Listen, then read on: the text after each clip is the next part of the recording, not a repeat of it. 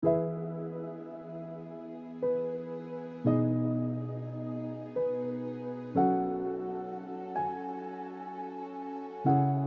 來我哋中國人對死咧係唔係最重要嘅？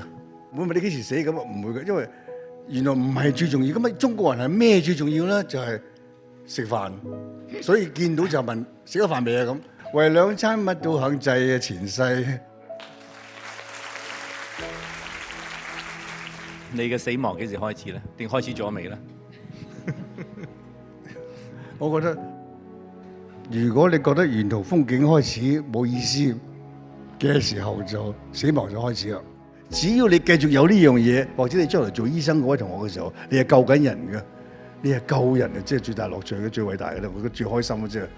一旦你唔想救人嘅時候，而教我為咗錢而做，或者點樣咧，咁你就開始死亡啊！我覺得係。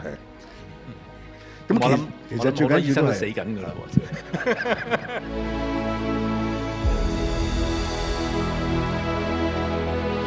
其實呢個咧係對於我哋醫生嚟講咧，有時咧陪到個病人最後嘅時候咧，佢屋企人都好重要。頭先講即係死人要破掉，但係生人都要，就係佢屋企人咧係喺嗰個情況底下咧，都必須要我哋咧用一個同理心咧去解釋嘅。